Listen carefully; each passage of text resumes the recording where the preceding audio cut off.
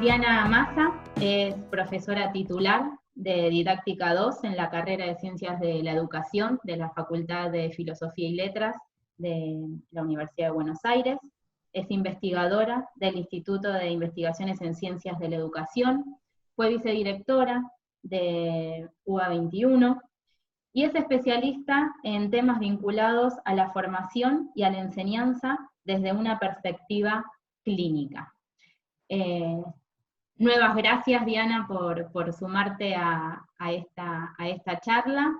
Y si te parece, les podemos empezar preguntando, como conversábamos ayer, pueden levantar los pulgares en las reacciones. Quienes han podido leer el documento escrito por ella en el marco de los documentos de enseñanza sin presencialidad. Así con los pulgares para arriba, como voy a hacer yo, porque yo lo leí. Pulgares para arriba, ¿quién pudo leerlo? Claudia, Jorge, María. Yo vi algunos pulgares para abajo también. Ah, muy bien. Muy bien, muy bien. Bueno, en las páginas, Diana, habrás podido ver los pulgares para arriba y para abajo. Así que, si te parece, tenés este espacio para comentar y conversar algunos puntos del documento, y después, si te parece, abrir el debate y el espacio de preguntas. Bueno, cómo no. Buenos días a todos. Primero, gracias por esta invitación, gracias a todo el equipo del CITEP, gracias a Catalina Nosiglia que me ha invitado. Para mí es realmente un gusto poder estar hoy aquí con ustedes en este nuevo medio y viviendo esta experiencia tan primera experiencia para todos, ¿no? Creo que realmente esta situación nos interpela a todos en cuestiones no solamente técnicas, un poco la intención del CITEP, y creo que lo está cumpliendo fantásticamente, es sobre todo tratar de dar respuesta a nuestra tarea como docentes en la universidad particularmente. Y creo que esto nos interpela no solamente técnicamente, como decía, es decir, inventar nuevas formas, ¿no? Nuevos modos de enseñar y de llegar a los estudiantes, sino que además nos interpela en cuestiones como más profundas y que yo creo que están en la base de las respuestas técnicas que podemos dar. Y un poco cuando Katy me invitó, yo voy a preguntar sobre qué es lo que estaba en la base de los cambios que teníamos que hacer, ¿no? Y el texto intenta hacer muy humildemente una respuesta a algunas preguntas que yo me formulé sobre qué me pasaba a mí con tratar de dar nuevas respuestas en la universidad a esta situación de pandemia, ¿no? Y qué significaba seguir formando en esta situación de encierro, por un lado, y de nuevos modos de pensar. Yo creo que tal vez la gente de FADU a lo mejor se puede sentir un poco más interpelada en esto, nuevos modos de pensar el tiempo y el espacio, ¿no? Por eso digo que tal vez la gente de FADU se sienta un poco más identificada con esta pregunta, ¿no? Cuando nosotros enseñamos, un poco intenté ponerlo ahí en el texto, cuando nosotros enseñamos tenemos como un modo internalizado de vivir el tiempo y el espacio. El espacio está vinculado al espacio del aula, básicamente. Estamos muy acostumbrados a manejarnos en un espacio físico en la presencialidad. Y es como si esta situación nos interpelara en nuevos modos de organizar nuestra experiencia del espacio, ¿no? Y también nuestra experiencia del tiempo.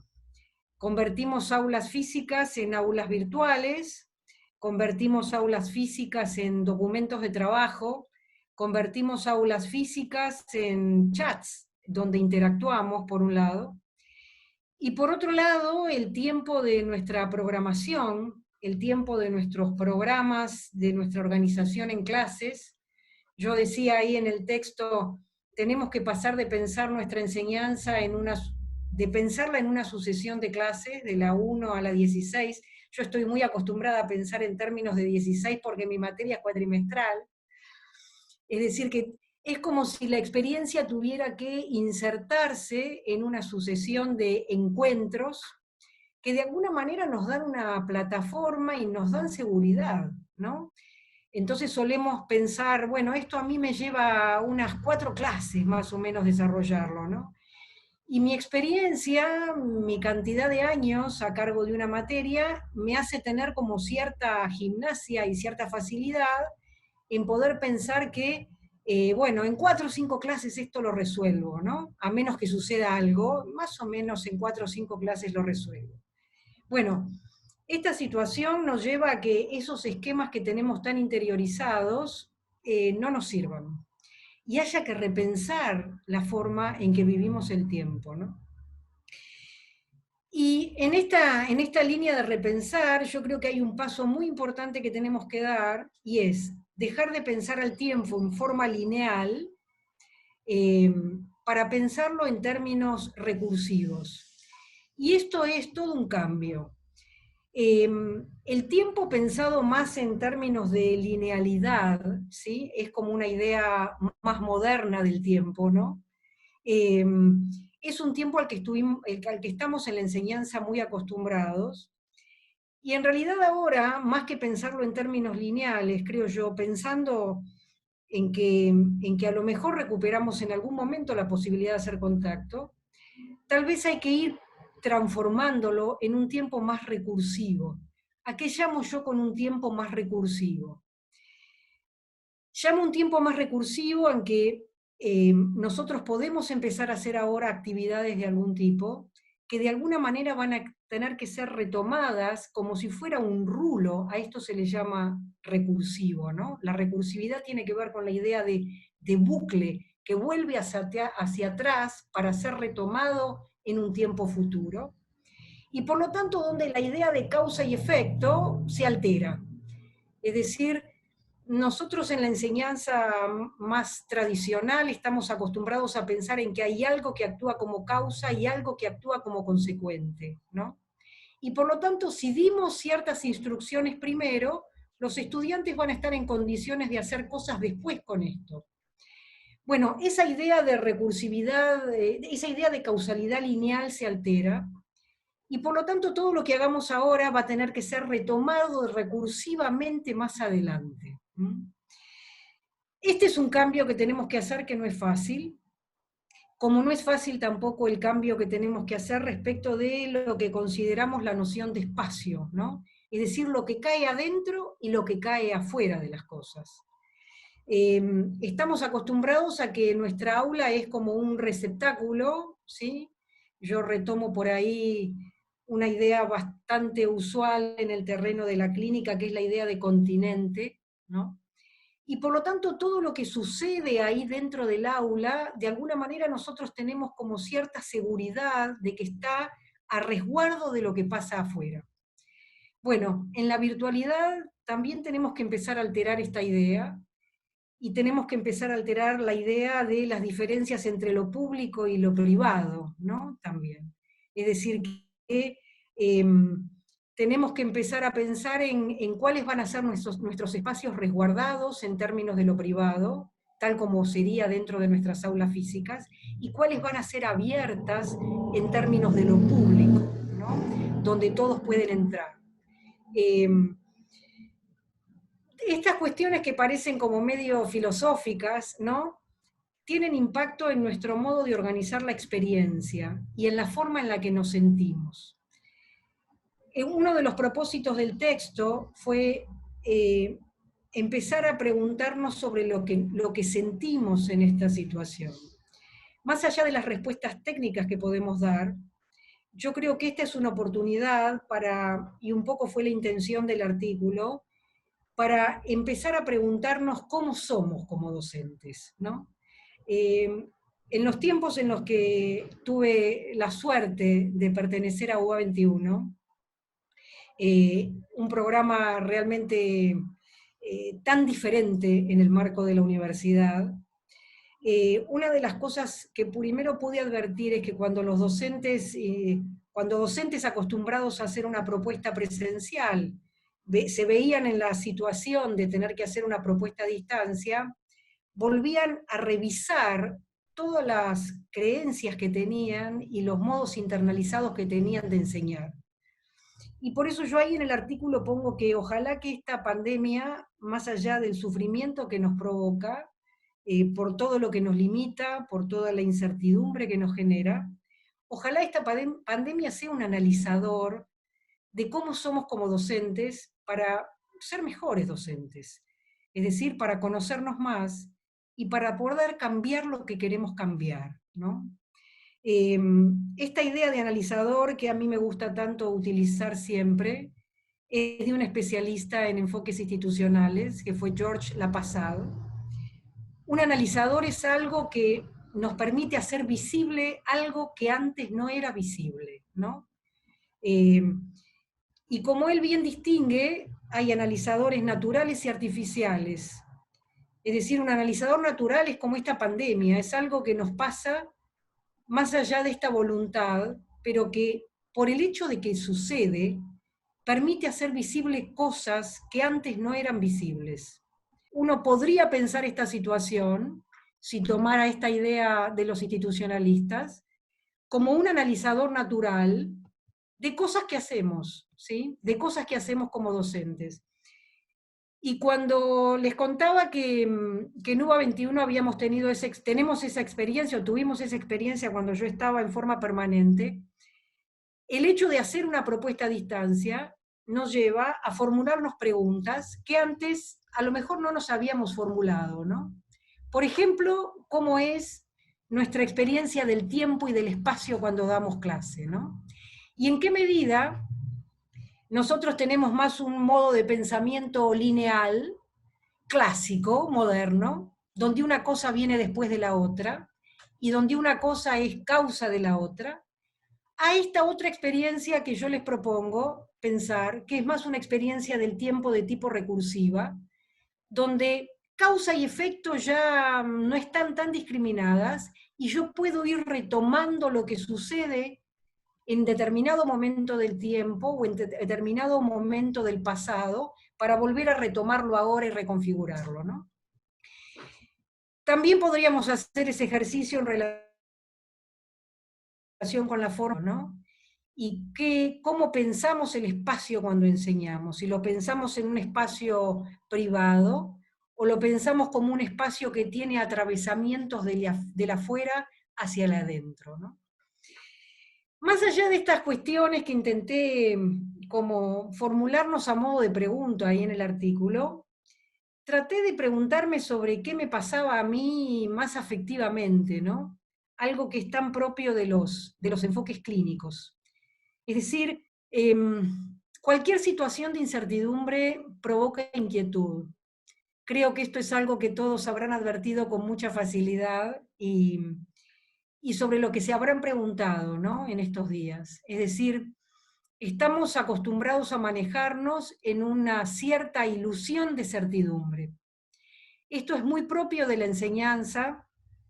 Cuando yo programo todas mis clases, yo intento darle certidumbre a mi curso, ¿no?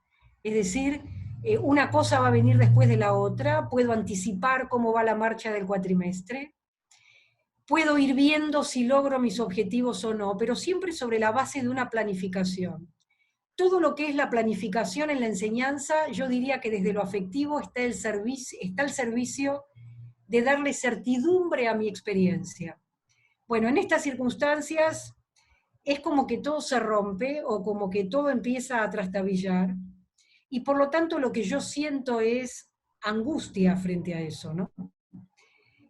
Justamente porque se caen los pilares sobre los cuales estoy acostumbrado a trabajar. Frente a esto, yo creo que lo único que nos cabe es como pensar, ¿no? Primero tranquilizarnos. Esto es como una apuesta a nuestra tolerancia a la frustración. Estamos bastante acostumbrados a pensar en la tolerancia a la frustración en los estudiantes y no tanto en la tolerancia a la frustración en nosotros mismos. Hay esta idea de la tolerancia a la frustración que es tan propia del psicoanálisis y de los enfoques que han trabajado la problemática del aprendizaje, es decir, qué es lo que le pasa a los estudiantes cuando no pueden aprender algo, y cuál es nuestro rol en tratar de andamiar y de sostener esto, porque sabemos que es un proceso que tiene obstáculos. Creo que ahora, en este contexto tan particular, en realidad se nos vuelve a nosotros mismos y nos interpela sobre cómo es nuestra propia tolerancia a la frustración, ¿no? Esto de no saber muy bien qué es lo que va a suceder, esto de no saber muy bien con cuánto tiempo vamos a contar, esto de no saber muy bien si vamos a poder encontrarnos o no con ellos. Y bueno, por lo tanto, es como una prueba de cuál es nuestra propia tolerancia a la frustración, ¿no? Hay algo en particular que nos plantea la virtualidad que tiene que ver con el no ver, y sobre lo cual quisiera hacer especial hincapié. La experiencia del no ver es de por sí inquietante. Cuando estamos en una situación presencial, tenemos, creo yo, la ilusión de que viendo tenemos mayor control sobre lo que pasa. Y quiero hacer hincapié en que es en buena medida una ilusión, ya que nunca tenemos la información completa de lo que está sucediendo. Los que trabajaron particularmente esta idea de la complejidad de los ambientes de clase son los ecologistas del aula, ¿no? Fíjense, justamente los ecologistas, los que trabajaron sobre el aula como medio ambiente, son los que han tenido más claridad sobre el hecho de que cuando estamos en una situación de aula, es tal la cantidad de información con la que nos vinculamos, que lo que hacemos es reducir la complejidad de lo que vemos para poder manejar eso que tenemos que manejar, para poder, como dicen ellos, administrar los eventos del aula, ¿no? Esta idea de administración o de gestión vinculada a los fenómenos ambientales, ¿no? No la administración en términos organizacionales, sino la administración en términos de las microdecisiones que yo tengo que tomar en el aula para ir administrando los eventos, ¿no? Cuando estoy en un aula real y presencial, el hecho de que yo pueda ver lo que sucede me da cierta certidumbre de lo que pasa y por lo tanto disminuye mi nivel de ansiedad. Cuando yo estoy en un entorno virtual, el no ver puede recrudecer esta como ansiedad de base que tenemos, que es la ansiedad propia de la pérdida de control, ¿sí? Por lo tanto, la virtualidad es como una prueba extra que tenemos hoy, ¿no? Como un analizador, diría Georges Lapassade, para ver de qué somos capaces en el manejo de nuestra ansiedad. Como intenté poner en ese artículo, la única herramienta que tenemos para lidiar con nuestra propia ansiedad frente al no ver es indagar, indagar, indagar. Creo que así lo decía en el texto. Es decir, tenemos que agudizar todos nuestros mecanismos para entrar en contacto de algún modo. ¿Cómo se entra en contacto? Se entra en contacto preguntando, se entra en contacto haciendo una pequeña encuesta, a lo mejor para esto algunas herramientas seguramente de las que ya conocen, como formularios electrónicos o como preguntas en un foro, nos puede ayudar a conseguir datos, ¿sí? Conseguir datos que nos hagan poner en contacto con nuestros estudiantes, ¿no? Que nos permitan poner en contacto. Información siempre insuficiente, sí, seguro, siempre insuficiente, tan insuficiente como cuando estamos adentro de un aula. Esto es lo que quería remarcar, ¿no? Es decir, que cuando estamos dentro de un aula también tenemos la ilusión de que tenemos control. Por lo tanto, estamos con una información tan limitada como siempre, solo que tendremos que recogerla por otros medios, ¿sí? Para esto, reitero, podemos usar distintas herramientas. que nos vayan como permitiendo entrar en contacto con los estudiantes y por lo tanto pudiendo estar disponibles, que es la otra idea que intenté plantear en el texto, ¿no? La primera idea, entonces, recapitulando, tiene que ver con el nuevo modo de experimentar o experienciar, como se estila decir ahora, el espacio y el tiempo. La segunda idea tiene que ver con el manejo de la propia ansiedad y cómo cada uno se puede ir cada vez conociendo más en las cosas que lo inquietan. Y en la medida en que pueda tomar conciencia sobre esto que lo inquieta, estar en mejores condiciones para la tercera idea que intenté transmitir, que es la de estar disponibles, ¿no? Esto del estar disponible, como intenté poner en el texto, el estar disponible no es estar online las 24 horas, los 7 días de la semana, ¿sí? Lo cual sería bastante alienante, por un lado, y tampoco solucionaría nuestra posibilidad de estar en contacto. La idea del estar disponible es una idea mucho más sutil y mucho más profunda que el estar online, simplemente. La idea del estar disponible es una disponibilidad interna, ¿sí?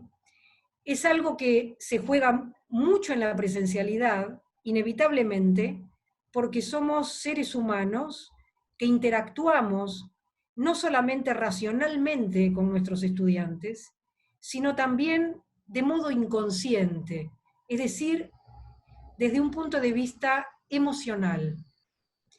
Estar disponibles es una disponibilidad interna de aceptación del otro, para decirlo muy rápidamente.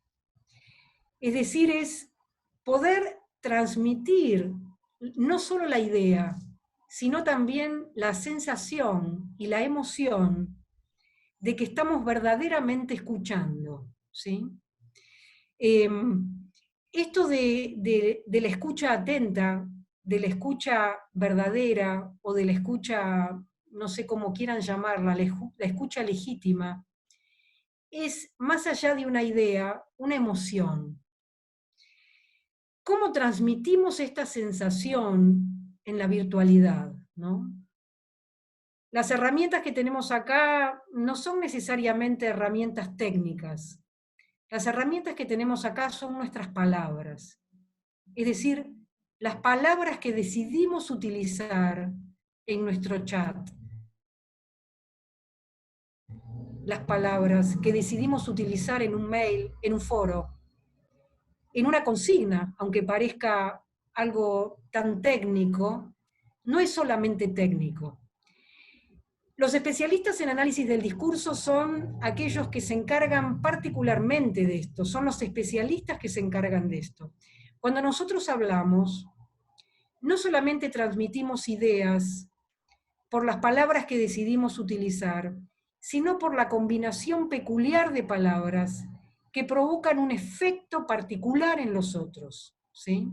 Es decir, no solamente lo que las palabras designan, sino aquello que connotan, dirían los lingüistas, o aquello que producen como efecto de sentido en los demás. Cuando estamos en la presencialidad, las palabras van acompañadas de un montón de elementos que serían como paralingüísticos, es decir, el tono de voz, el ritmo que le damos a lo que estamos diciendo, nuestros gestos, nuestra postura corporal, todo lo que son rasgos analógicos de lo que decimos, que por supuesto ayudan a producir ese efecto en los otros.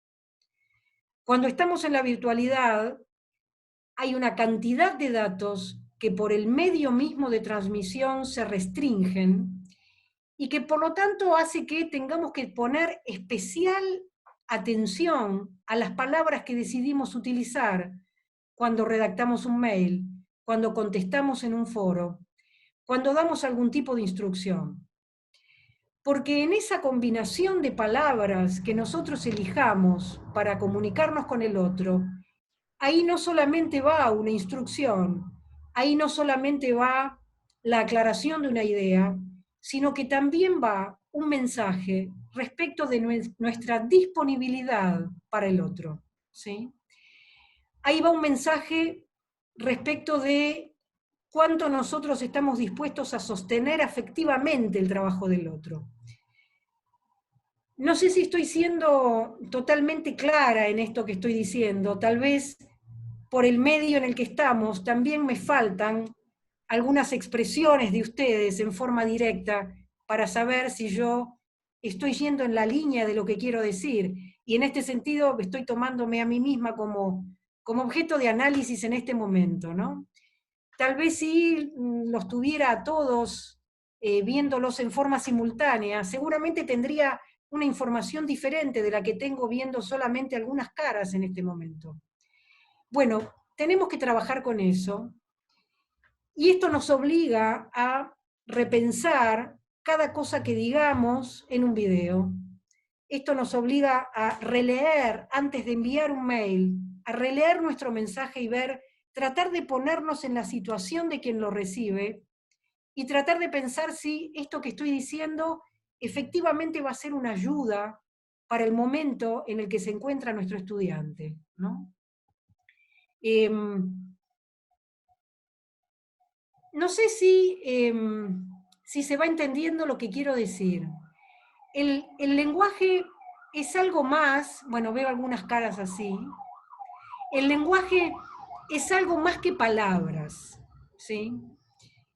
Seguramente habrán advertido cuando se producen algunos enredos desafortunados en las cadenas de WhatsApp, que tiene que ver particularmente con este problema, que ha trabajado tanto la pragmática de la comunicación. Hay una línea teórica a la que se ha denominado pragmática de la comunicación, que tuvo desarrollo particularmente en los años 50 y 60 en Estados Unidos, y que para nosotros educadores y formadores, es una herramienta tan potente, porque es la que habla no acerca del lenguaje como sistema, sino la que habla acerca del lenguaje en acción, ¿sí?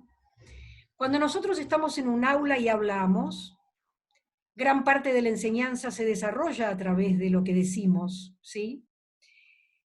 En realidad, lo que decimos no solamente es algo que transmitimos como idea, sino que el lenguaje, dirían los pragmáticos de la comunicación, el lenguaje es acción, ¿sí? Es acción intersubjetiva. De modo tal que cuando hablamos, no solamente transmitimos mensajes, actuamos sobre el otro, ¿sí? Creo que si somos cada vez más conscientes de esto, somos también al mismo tiempo cada vez más responsables, ¿sí? Es decir, que si nosotros tomamos conciencia de que lo que decimos en realidad es un modo de actuar sobre el otro, tal vez podamos ser como más conscientes de la responsabilidad que tiene nuestra tarea. Los pragmáticos dirían que hablamos, ¿sí? Los psicólogos sociales van a sumar otra idea a esto que estoy planteando, y es que cuando nosotros hablamos, en el momento en que emitimos nuestro discurso, estamos al mismo tiempo construyéndonos implícitamente como enunciadores, es decir, estamos diciendo algo acerca de quiénes somos y estamos diciendo algo acerca de quiénes son las personas a las que nos dirigimos. En este momento, con lo que yo estoy diciendo, con las palabras que estoy eligiendo para decirles lo que les digo, me estoy construyendo a mí como enunciadora y los estoy construyendo a ustedes como destinatarios. No les hablaría del mismo modo a ustedes que alumnos que se inician en la universidad o alumnos de escuela secundaria. Es decir, los estoy construyendo a ustedes como profesionales, los estoy construyendo a ustedes como formadores de la universidad, y me estoy construyendo a mí como especialista que ha transitado por ciertas teorías. Es decir, hay una imagen de mí misma en mi discurso y hay una imagen de ustedes en mi discurso que yo construyo para poder comunicarme con ustedes. En este sentido, en parte, la imagen que yo me hago de mí tiene que ver con lo que ustedes me pueden devolver a mí de lo que escuchan, y la imagen que ustedes se hacen de ustedes mismos en buena medida está condicionada por la forma en la que les hablo. No sé si soy clara en esto que estoy diciendo. Esto nos llena de responsabilidad. ¿Por qué nos llena de responsabilidad? Porque la forma en la que yo les hablo a ustedes, de algún modo, contribuye, nunca de modo completo, pero contribuye a la imagen que ustedes se hacen de sí mismos. Imaginen ustedes esto en alguien que se está formando y en alguien que está formando su personalidad, en niños, en jóvenes, en adolescentes, e incluso en adultos que están formando su sí mismo profesional, es decir, su imagen como profesionales. Tenemos mucha responsabilidad en esto, ¿sí? Muchas veces en la investigación vemos desafortunadamente situaciones en las cuales la situación de comunicación se vuelve absolutamente desvalorizante de los destinatarios, ¿sí? Vemos muchas veces situaciones sumamente preocupantes, sobre todo en las investigaciones que estuvimos haciendo recientemente con nuestro equipo de investigación, en nuestro proyecto UASIC, donde estuvimos en aulas de escuela primaria, porque nuestro proyecto estuvo centrado en las prácticas de los futuros maestros de escuelas primarias.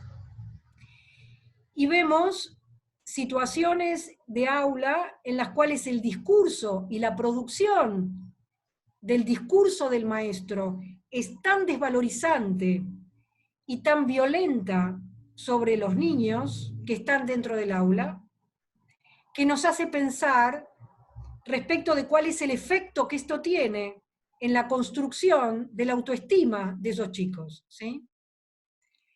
Podríamos llevar esto a cualquier nivel de la enseñanza. Esto no es un problema de niveles, esto es un problema muchísimo más general y muchísimo más fundante de la comunicación, y que tiene que ver que cuando interactuamos con seres humanos, entre seres humanos, en realidad hay procesos de transformación mutua, ¿sí?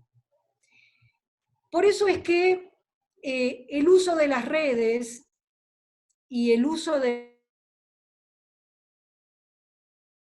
la virtualidad de responsabilidad para pensar que no solamente es un medio de transmisión de información, sino que también se convierte en un modo de verdadera comunicación e interacción intersubjetiva, ¿sí?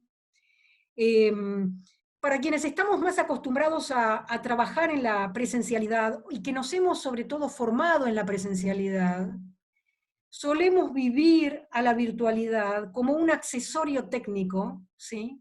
Como un sostén accesorio de la presencialidad, ¿sí?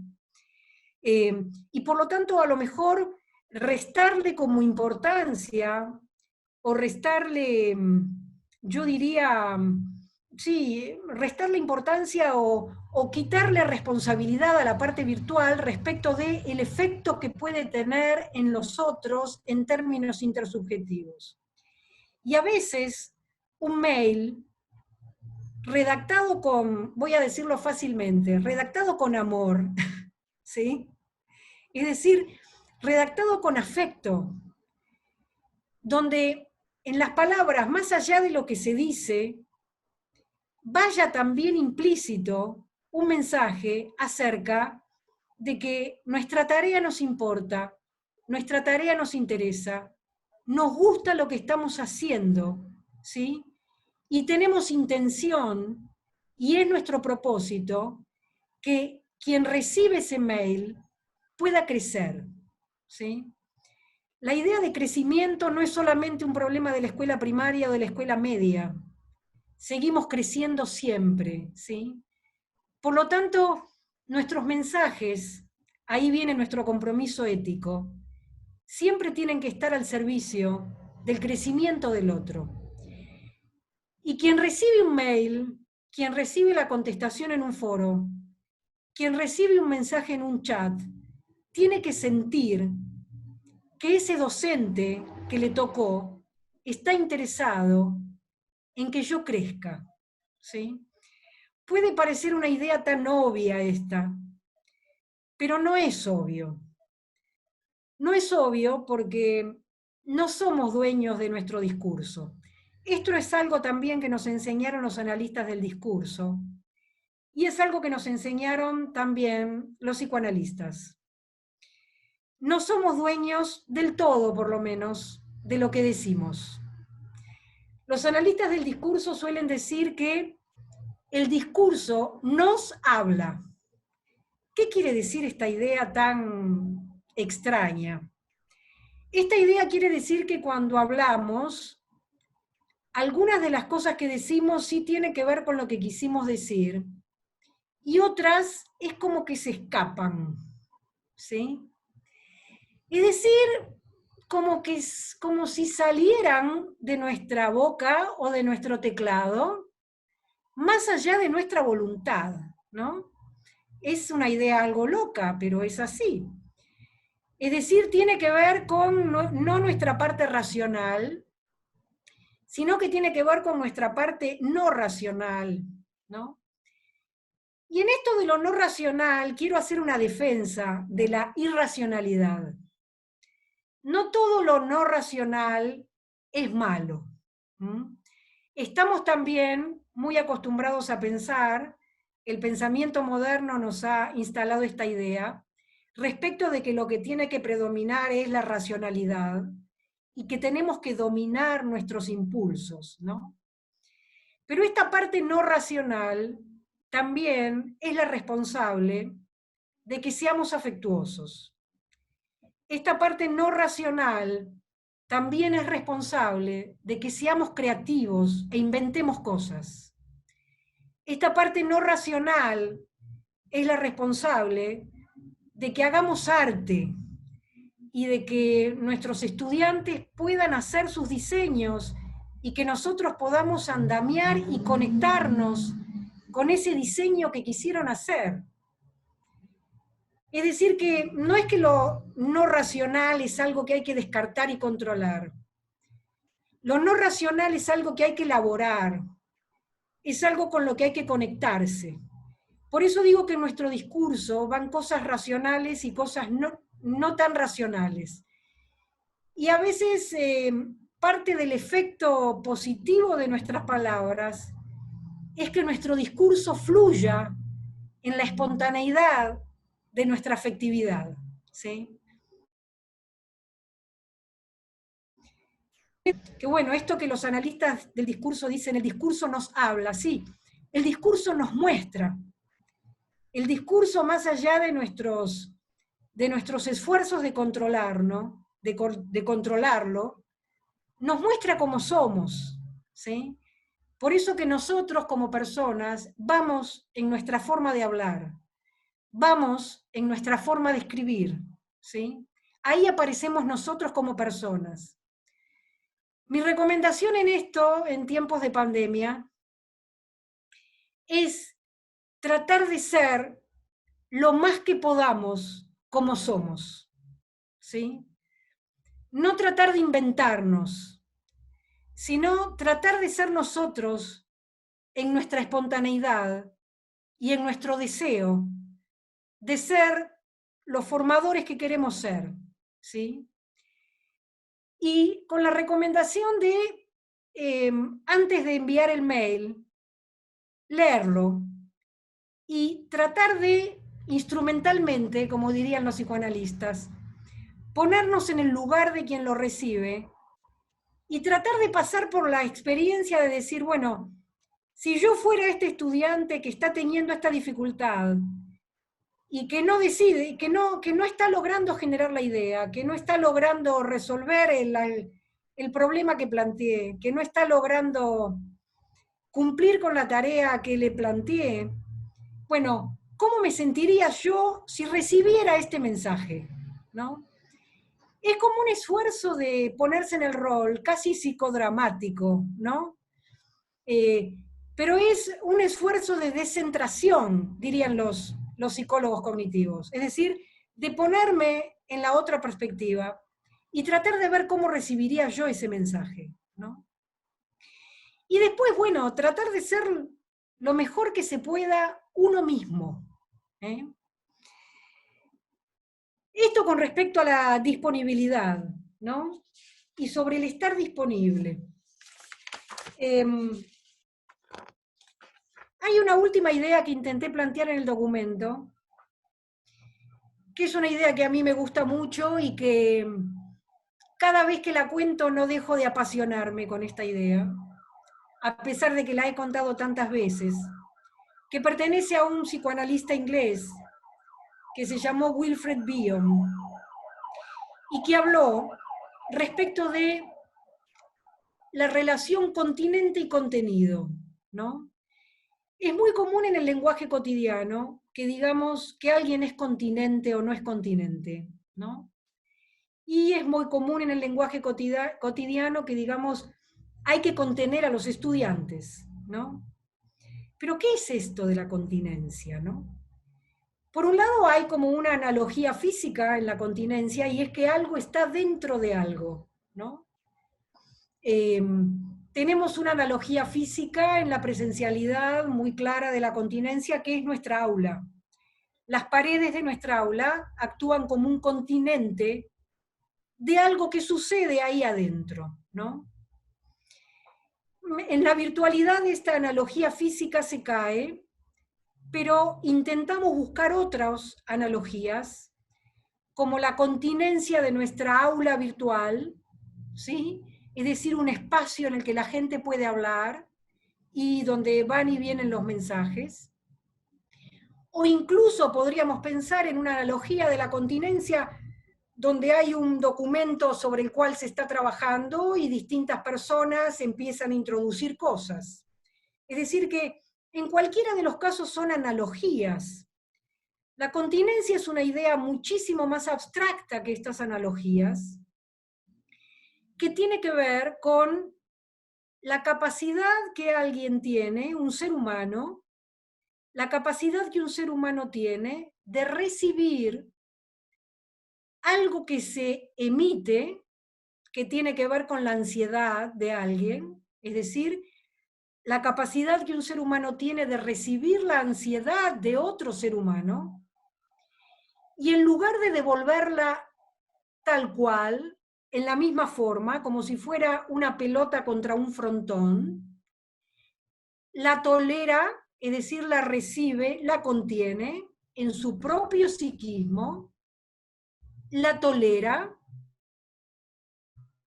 como lanzar de su bebé, y tolerándola, la elabora, le da un sentido, intenta ponerle un nombre a eso, y la devuelve no del mismo modo, sino que la devuelve transformada, modificada. ¿Qué significa devolver algo modificado? Cuando yo contesto un mail con una pregunta, y en realidad lo que hago es ampliar la idea que ya dije antes, es decir, no la digo del mismo modo, la transformo, la amplío, la digo en otras palabras, o tal vez en lugar de seguir explicando, lo que hago es formular alguna pregunta que colateralmente pueda llevar a la comprensión de la idea. Son todas transformaciones que yo estoy haciendo de eso, ¿sí? Ustedes me dirán, bueno, pero yo estoy transformando una idea. Al mismo tiempo que estoy transformando la idea, estoy recibiendo la preocupación y en lugar de devolver preocupación, estoy devolviendo otra cosa que no es preocupación, sino que estoy devolviendo sentido. ¿Se entiende lo que estoy diciendo? Es decir, estoy devolviendo algo distinto a lo que recibí. Esto tiene un efecto de continencia, ¿sí? Así como el bebé que podríamos pensar que es pura ansiedad, porque no puede su psiquismo no desarrollado aún ponerle nombre a lo que siente, y proyecta sobre su madre esa ansiedad, y es la madre la que recibe esto y la que devuelve afecto, cuidado, la que lo toma y lo contiene físicamente. Algo parecido hacemos todos nosotros cuando enseñamos y nos vemos con la ansiedad del otro, ¿sí? ¿Qué es lo que la virtualidad nos plantea en estos tiempos? Primero nos pones más ansiosos, como decíamos hace un rato, a todos nosotros, porque es como si sintiéramos que no tenemos las mismas posibilidades de contener. Sin embargo, las palabras contienen nuevamente nuestras herramientas. Nuestro discurso contiene. Nuestro discurso contiene si estamos dispuestos a ser afectuosos en él. Si nos permitimos, además de dar las explicaciones, además, nos permitimos decir lo que estamos sintiendo, ¿sí? Y nos permitimos que parte del mensaje sea explicitar esto que estamos sintiendo. Si logramos esto, ser nosotros y transmitir algo de lo que estamos sintiendo nosotros, fíjense qué paradoja, quien recibe el mensaje se sentirá más contenido también. Porque lo que tiene que sentir quien recibe el mensaje es que de este lado no hay una computadora, sino que hay un ser humano que siente, ¿sí? Puede parecer obvio esto que estoy diciendo, pero a veces en la vertiginosidad de lo que es el trabajo estamos todos muy sobrepasados, y por esto la importancia, creo que ahí lo puse en el artículo, la importancia también de que nos demos un cierto encuadre y que nos pongamos límites, ¿sí?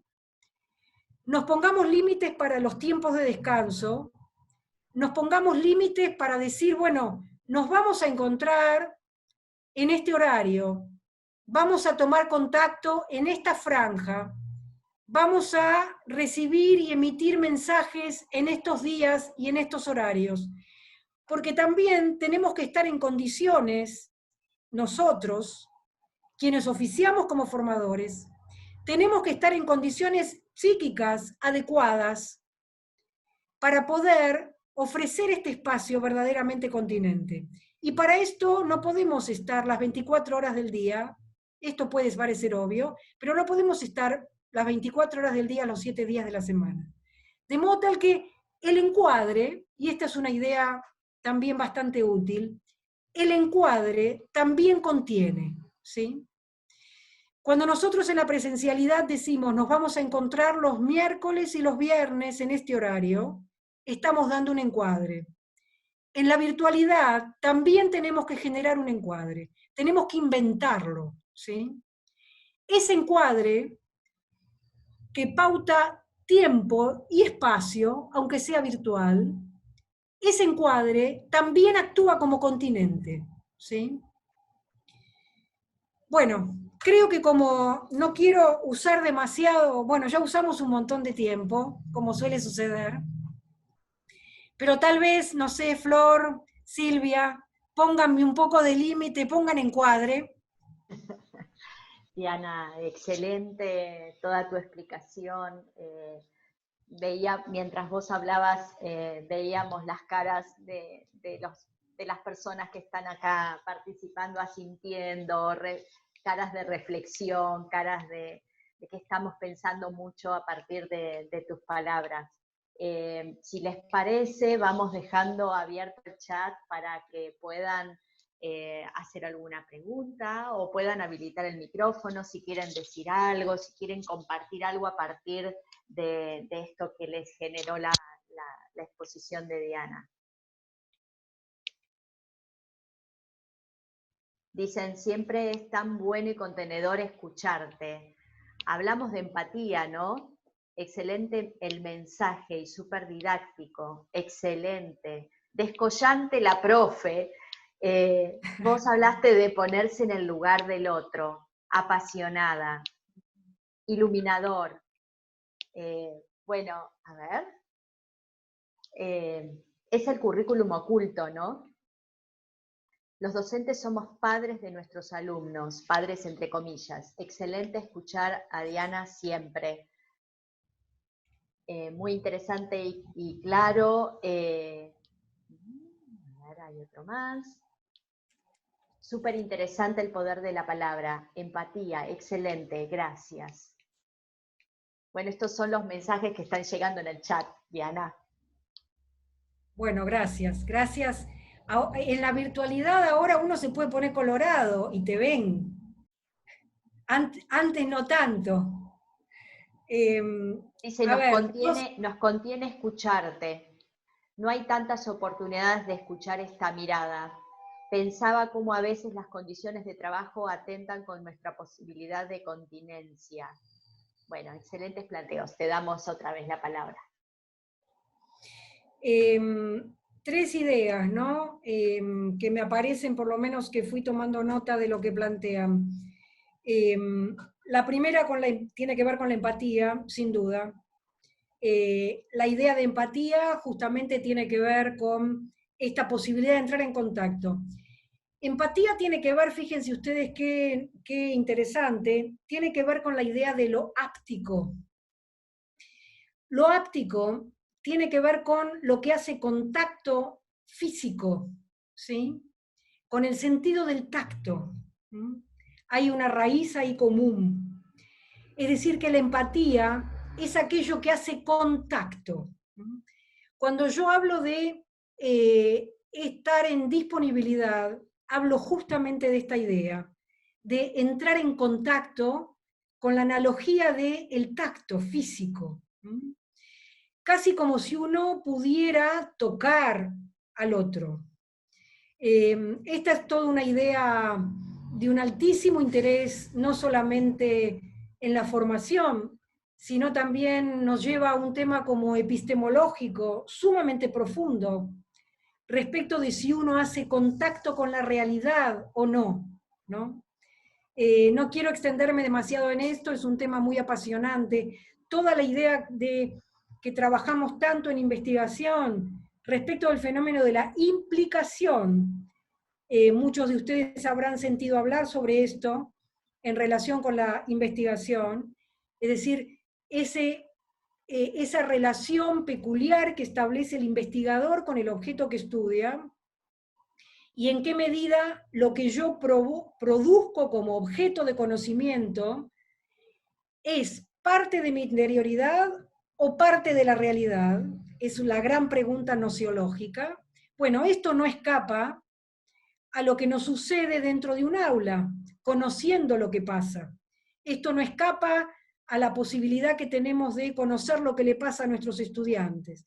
La idea de implicación que se trabaja en investigación es igualmente útil para nosotros formadores para poder pensar cómo es la relación de conocimiento que tenemos con lo que le está sucediendo a nuestros estudiantes en este momento. Lo que les está sucediendo es algo que yo verdaderamente puedo conocer de ellos, o es algo que tiene que ver con una proyección mía con lo que creo que les está sucediendo. Bueno, esto no es sino el problema de la implicación. Esto de entrar en empatía, en relación de empatía, es entrar en relación de implicación. La implicación no hay que tomarla en sentido peyorativo o negativo, ¿sí? Hay que ir, en medida en que yo trato de controlar la implicación, evito entrar en contacto, y esto es un serio problema para la formación. ¿Cómo es un serio problema para la investigación si estoy dentro de un enfoque de tipo comprensivo o cualitativo y no experimental? Es decir, la implicación no solamente, y la empatía, no solamente no es un problema, es nuestra fuente principal de información, ¿sí? Es decir, que quiero revalorizar especialmente esto y hacer especial hincapié sobre esto. En la medida en que no nos implicamos, no entramos en contacto. Y si no entramos en contacto, nos quedamos afuera de lo que pasa. Es decir, que implicación, empatía, toma de contacto, en realidad son nuestras herramientas de trabajo, ¿no? La segunda idea que surge por ahí en los comentarios tiene que ver con el currículum oculto. Sí, sin duda, hay un punto de interconexión o multirreferencialidad, nos gusta decir a los que trabajamos con la multirreferencialidad. Hay un punto, hay un nodo ahí de conexión entre lo que son los planteos curriculares, que han trabajado esta idea respecto de la diferencia entre lo que es el currículum como documento, es decir, como plan de enseñanza, respecto de lo que es el currículum vivido como fenómeno, ¿sí? Es decir, que en la medida en que entramos en el mundo del fenómeno, aparecen allí toda una serie de aprendizajes y de enseñanzas que no están plasmadas en el documento, pero que son parte de la vida, y que por lo tanto entrarían ahí o podrían colarse un montón de enseñanzas, yo diría, fundamentales o de tipos de formación mucho más fundantes que las curriculares o las definidas oficialmente como curriculares, como es nada más y nada menos que cómo se aprende a ser tolerante, por ejemplo, ¿no? Y cómo cada estudiante puede ir trabajando, por ejemplo, su propia tolerancia a la frustración. ¿Dónde se aprende a ser tolerante a la frustración? ¿En qué currículum está escrito? ¿No? Sin embargo, yo creo que si hay algo que se puede sacar como aprendizaje fundante hacia el futuro, ¿no? y como constitutivo tiene que ver con esto. ¿Cómo aseguramos que los estudiantes puedan ser tolerantes a la frustración? Y por lo tanto ser buenos arquitectos, tolerantes de su propia falla en su diseño, buenos médicos, tolerantes de sus propios errores de diagnóstico, buenos formadores, tolerantes de que sus estudiantes no aprendan, y así podría seguir y seguir y seguir, ¿no? ¿En qué carrera se define esto? ¿En qué plan de carrera se define esto? No se define. ¿Y cómo se aprende esto? Y bueno, se aprende en la vida de la formación y se aprende en el currículum oculto, con lo cual coincido con ustedes en que queda un poco librado a la experiencia misma y a los formadores que me tocaron, ¿no? Y la tercera idea que quiero rescatar de los comentarios, que tiene que ver con una idea marxista en su origen, que tiene que ver con la idea de alienación, ¿sí? Alguien dijo en uno de los comentarios, bueno, a veces nos olvidamos de esto y estamos tan apurados, no sé exactamente cómo dijeron, es tan vertiginoso el trabajo que a veces nos olvidamos. La vertiginosidad, la vivencia del tiempo como algo que transcurre a alta velocidad, esto tiene que ver más que con la idea de tiempo, con la idea de temporalidad, es decir, como cada uno de nosotros vive el tiempo. Es decir, la vivencia vertiginosa del transcurrir del tiempo nos puede llevar a algo que conocemos todos muy bien, que es la alienación. ¿Qué es la alienación? La alienación es una idea, digo, marxista, porque tiene que ver con una teoría acerca del poder, y tiene que ver con que bajo ciertas condiciones, Marx dijo, bajo ciertas condiciones de producción, en realidad nos vemos impedidos de hacer uso del poder de nuestro propio acto de producción. Es decir, que se nos ha expropiado el poder inherente a nuestro lugar social de producción. Es decir, nos vemos impedidos de tener el poder que teníamos para algo. La vivencia vertiginosa del tiempo nos lleva a la alienación, ¿sí? creo que es una de las situaciones de las cuales tenemos que resguardarnos más, ¿sí? Es decir, de estar alienados, de estar fuera de nosotros mismos, ¿no? Esto es fácil de decir, pero no es fácil de hacer. Así que, ¿cómo trabaja uno contra esto? De la única forma en que se puede trabajar contra esto es seguir formulándose preguntas, ¿no? Es decir, cuando uno empieza a sentir que empieza a ser llevado por los hechos más que uno producir los hechos, ahí es el momento de interrogarse sobre si no está siendo alienado, ¿no?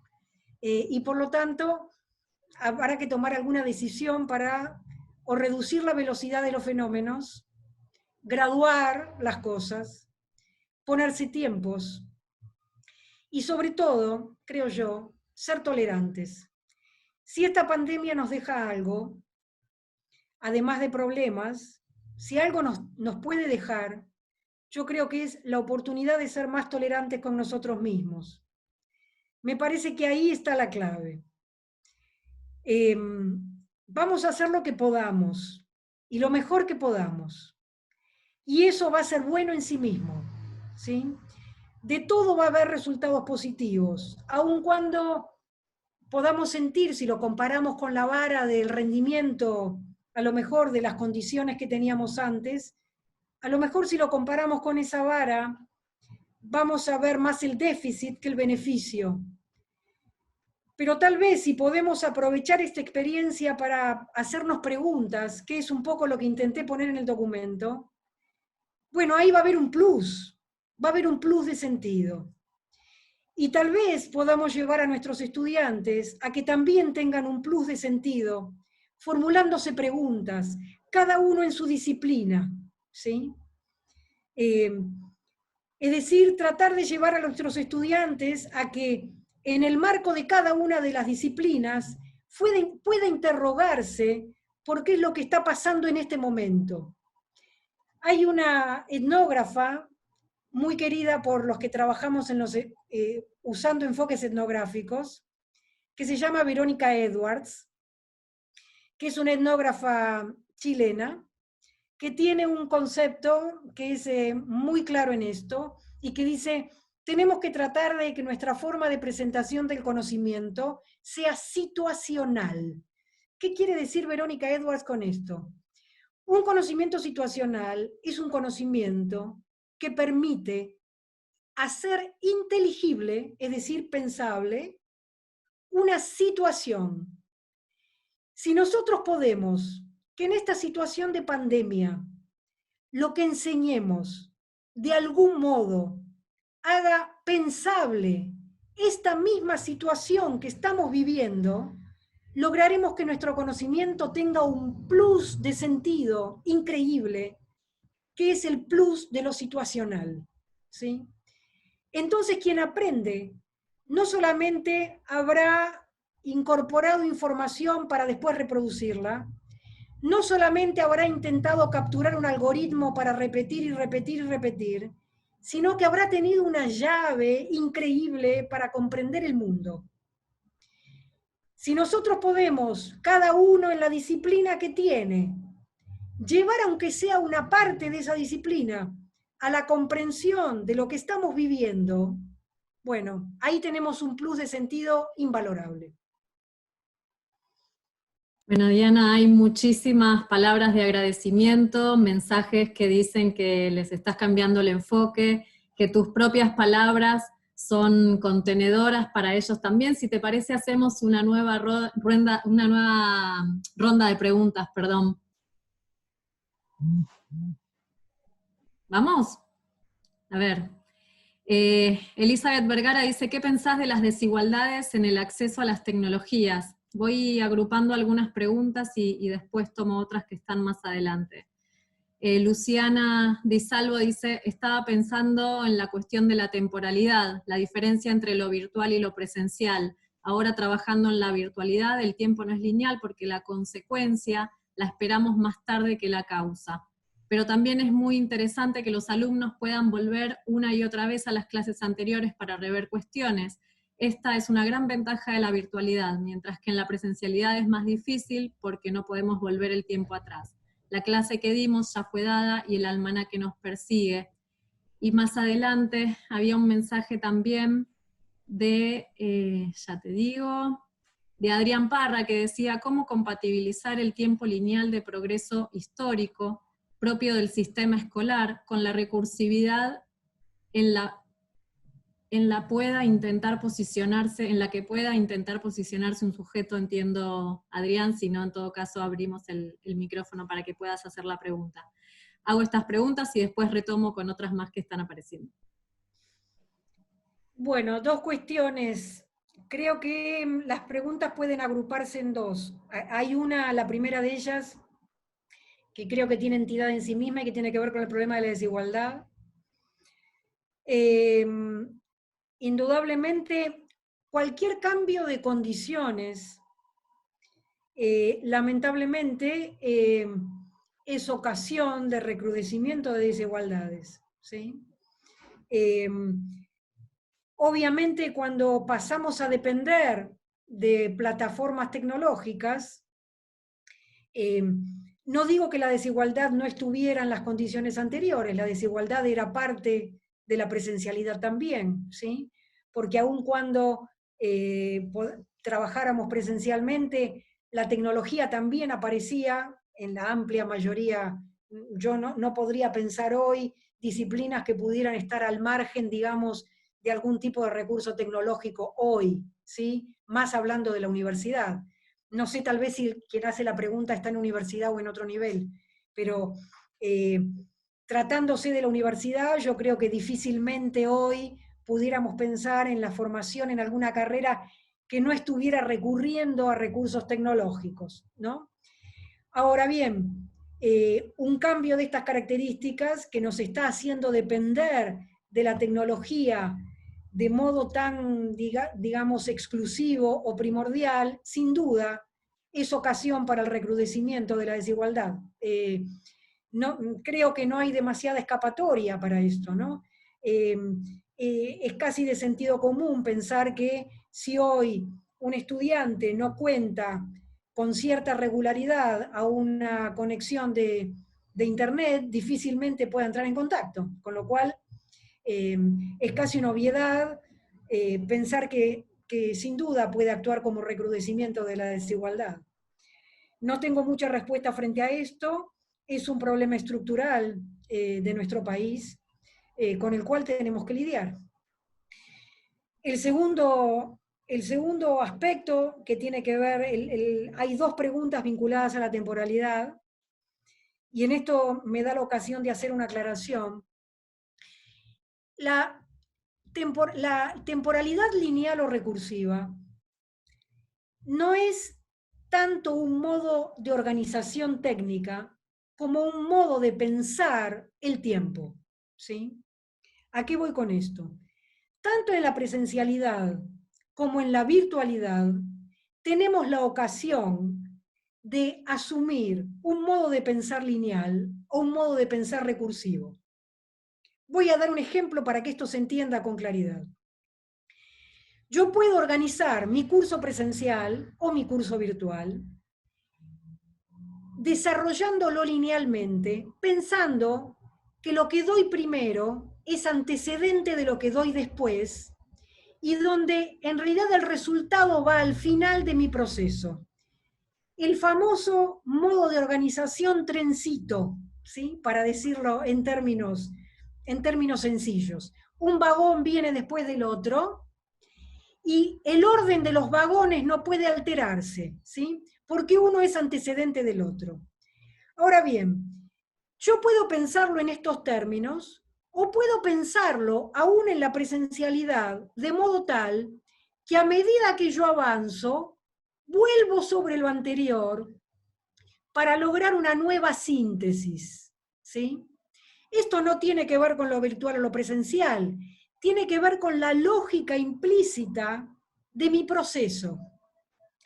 Les doy un ejemplo más concreto aún. En mi materia, yo tengo una didáctica, pero una didáctica bastante peculiar porque es una didáctica que no trabaja tanto en el terreno más clásico de la planificación, de lo cual se ha ocupado la didáctica 1, sino que la didáctica 2 se encarga de formar a los estudiantes para que puedan comprender lo que pasa en una clase y tomar decisiones, ¿sí? Por lo tanto, los formamos usando distintas disciplinas, a esto le llamamos multireferencialidad, para que puedan aprender y adquirir herramientas para mirar una situación y entender lo que sucede, ¿sí? Para esto hacemos un proceso bastante complejo, donde van aprendiendo a observar distintas situaciones y van aprendiendo a analizar lo que les pasa a ellos mismos, su implicación, mirando la situación. Nosotros usamos un proceso muy recursivo, en formato de portfolio, muy parecido a lo que usan en los talleres de diseño, y de hecho tomamos bastante el modelo de los talleres de diseño, donde a través de un portfolio los vamos haciendo hacer distintas producciones, y lo que provocamos, o lo que digamos, sugerimos, es que a medida que van avanzando en su portfolio, vuelvan sobre las producciones previas para rever lo que hicieron y ver las diferencias entre lo que vieron antes y lo que ven ahora, ¿sí? Esto, aún en la presencialidad, es una lógica absolutamente recursiva. Es decir, no es algo que va para adelante, no es un tiempo lineal, una flecha lineal e irreversible, sino que trabajamos sobre bucles o rulos que vuelven sobre lo hecho y en función de mirar lo que se hizo antes, reconfiguran y siguen avanzando, ¿sí? Es decir que la temporalidad lineal o recursiva no es algo que es un modo de pensar, es un modo de pensar epistemológico en realidad, ¿sí? Es una epistemología del tiempo. Por eso decimos que es un modo de pensar. Entonces, tanto en la presencialidad como en la virtualidad, yo puedo optar por uno u otro camino, ¿sí? Otro ejemplo les doy. Corrientemente en las materias, bueno, en esto hay variaciones, pero corrientemente en las materias que se dictan en UBAC 21, tienen más una lógica de linealidad que una lógica recursiva, por ejemplo. Es una elección, no es ni bueno ni malo, ¿sí? Como cualquier epistemología, esto es importante tenerlo en cuenta. Un modo de pensar o una epistemología es una elección, es una hipótesis que se construye para enseñar de un cierto modo. No hay hipótesis buenas o malas, no es River Boca, no hay mejores o peores. Es una elección que se hace para que, en virtud de que se considera más adecuada o menos adecuada para un propósito de formación. Gracias, Diana. Hago una nueva ronda de preguntas y después, bueno, hacemos algunos comentarios de cierre y los invitamos a todos a seguir participando en el foro que estamos construyendo con nuestra comunidad docente, donde pueden seguir planteando inquietudes y dudas. Elizabeth pregunta, ¿qué opinión tenés sobre el acompañamiento virtual sin evaluación? Y después hay dos preguntas en las que hacen referencia, bueno, que consultan acerca de materiales. Maximiliano dice, yo quisiera saber dónde se puede conseguir más material sobre la elección de las palabras, la construcción de uno mismo y del otro a través del discurso, o al menos eso es lo que entendí yo, y me parece muy interesante para aplicar en todos los aspectos de la vida. Y después, más adelante, Marina, ahí voy y busco el mensaje de ella, dice, ¿cuáles son los autores que estudian la pragmática de la comunicación? Ok. Bueno, a ver, la primera cuestión sobre la evaluación. Tema bien complejo si lo hay, ¿sí? El capítulo complejo de la didáctica clásica, ¿sí? A ver, hay una cuestión técnicamente bastante compleja, tiene que ver con la evaluación en sí misma, sino con un proceso que va asociado a la evaluación, que es la acreditación, y que no es la evaluación en términos estrictos, ¿sí? si la evaluación en realidad es la emisión de un juicio de valor sobre determinado nivel de rendimiento, la acreditación tiene que ver con el otorgamiento de algún tipo de calificación o titulación en términos amplios en base al juicio que se ha formulado. La virtualidad nos está planteando, es como todo un desafío, en la medida en que no tenemos al día de hoy, hasta lo que yo conozco, dispositivos suficientemente afinados como para poner en juego, por lo menos en el contexto que yo conozco de la Universidad de Buenos Aires, como para poner a jugar mecanismos de evaluación y acreditación en términos virtuales. Es un tema sumamente serio, ¿sí? Lo cual no quiere decir que uno en la virtualidad no pueda recoger indicios y emitir juicios de valor. Es decir, no pueda hacer evaluación en términos técnicamente estrictos. Lo cual no quiere decir que uno esté acreditando conocimientos. Porque evidentemente para hacer un sistema de acreditación virtual habría que asegurar condiciones que no tenemos, ¿sí? Si ustedes, este es un tema bastante indagado por nosotros, particularmente cuando estuve en UBA 21, nosotros hemos trabajado bastante este tema. Si ustedes se fijan en los distintos sistemas de evaluación, en los distintos sistemas de educación a distancia, tampoco tienen sistemas de acreditación virtuales, ¿sí? Los sistemas de educación a distancia complementan la formación con sistemas de evaluación presenciales. ¿Por qué? Porque tienen que asegurar ciertas condiciones de confiabilidad y validez de los instrumentos de medición para poder otorgar titulaciones o acreditaciones. Es decir, que es un tema bastante complejo. Yo, en mi humilde opinión, diría que no estamos en condiciones hoy, si me preguntan, de acreditar en forma virtual. Sí estamos en condiciones, por eso lo reservaría para cuando podamos recuperar la presencialidad, porque tenemos que seguir sosteniendo condiciones de confiabilidad y validez adecuadas. Lo cual no quita que en la virtualidad podamos hacer instancias de evaluación en términos de evaluación formativa, esto es, recolección sistemática de indicios con devolución nuestra respecto de la marcha del proceso, lo que corrientemente se denomina evaluación formativa, ¿sí? Es decir, feedback y devoluciones respecto de cómo el otro va en la marcha de su proceso.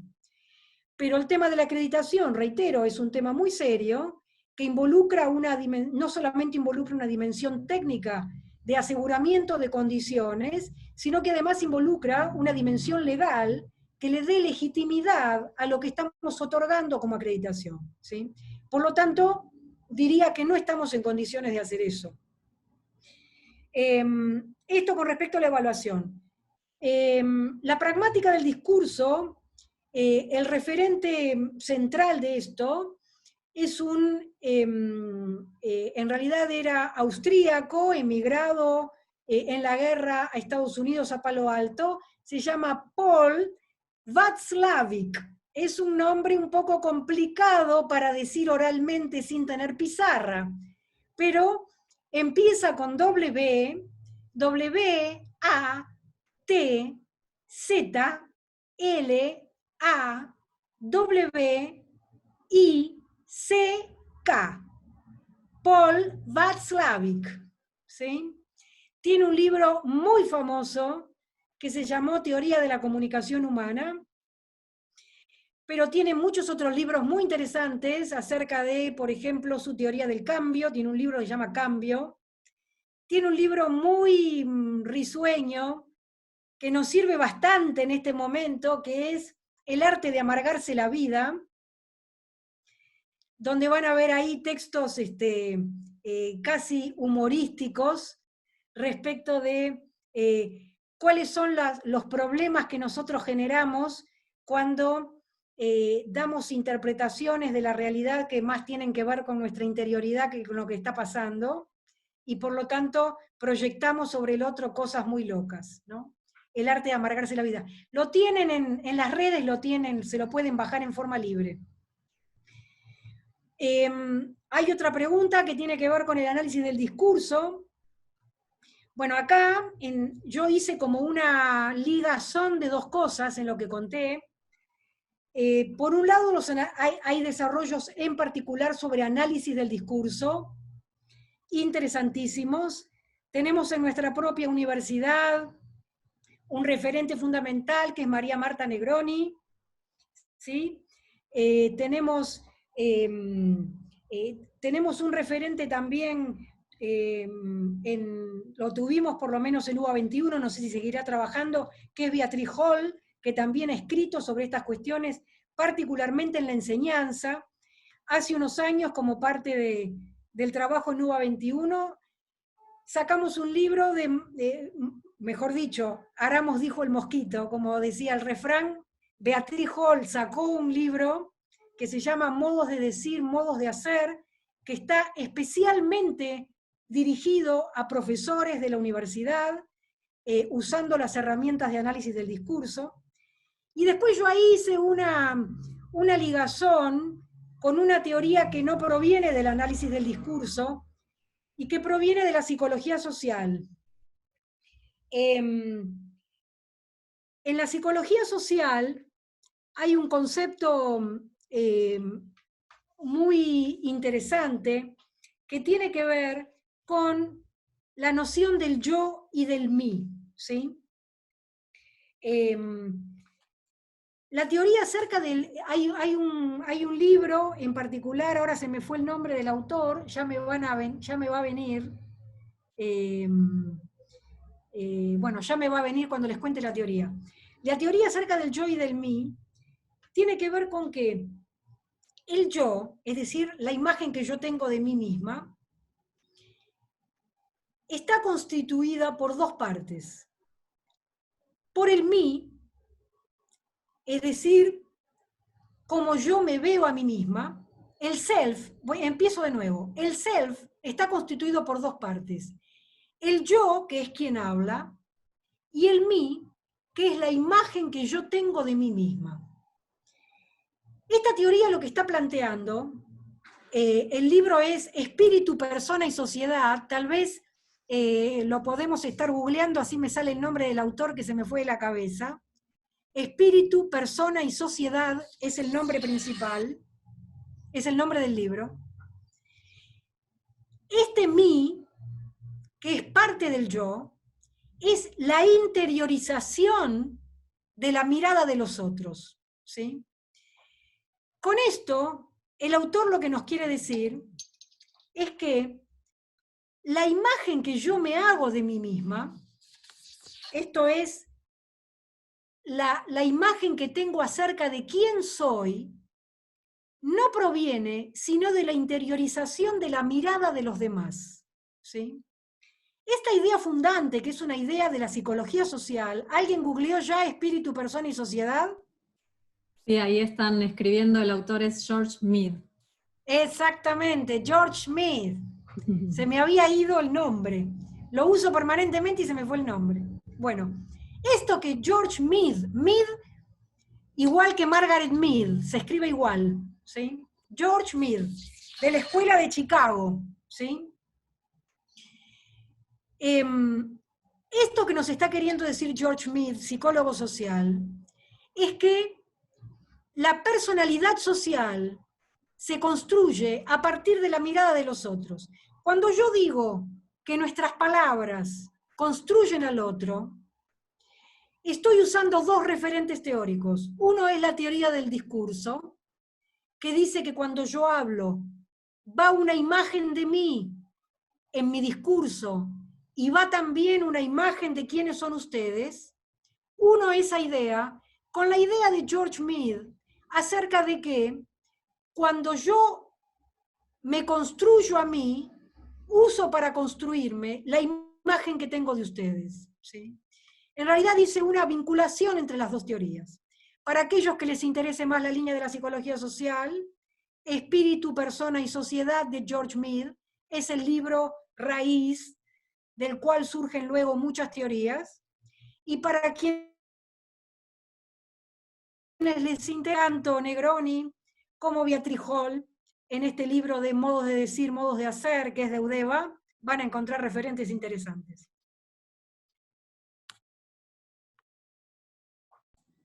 Bueno, muchas gracias, Diana. Vamos a compartir con vos todos los mensajes que están llegando, los agradecimientos, saludos de exalumnos, como el ingeniero Juan Manuel Sánchez, que te mandan saludos por el chat.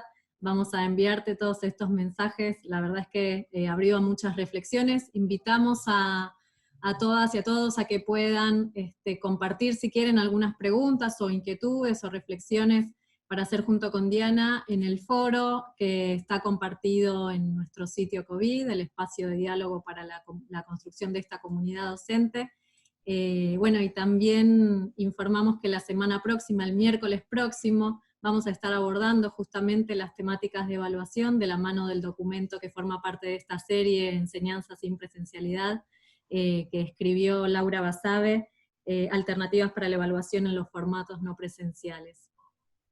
Así que, bueno, Silvi, que si querés hacer algún comentario. No, excelente este encuentro en el que nada, estamos todos reflexionando, ¿no? Es complejo y es profundo. Y bueno, gracias por tu mirada, Diana. La gente está súper agradecida, estamos todos una hora y media y nos quedaríamos haciéndote más preguntas. Seguimos en los otros espacios y agradecemos profundamente, Diana, tu participación. Bueno, nada, seguimos en las otras acciones, nos volvemos a encontrar. El viernes no hay ninguna asesoría, disfruten del Día del Trabajador, 1 de mayo, nosotros haremos lo mismo. El lunes tenemos la participación de la Biblioteca del CISBI con todos los servicios que están ofreciendo en esta etapa tan especial, así que les recomendamos ese espacio, y bueno, y el miércoles nos volvemos a encontrar para pensar la evaluación con ese documento, como decía Lucía, ese documento inicial, que desde que está publicado hasta ahora hubo cambios, así que vamos a compartir con ustedes todas las reflexiones que se están haciendo con los especialistas, particularmente en este tema. Bueno, nos despedimos, un placer haber compartido este espacio con todos ustedes y nos volvemos a ver.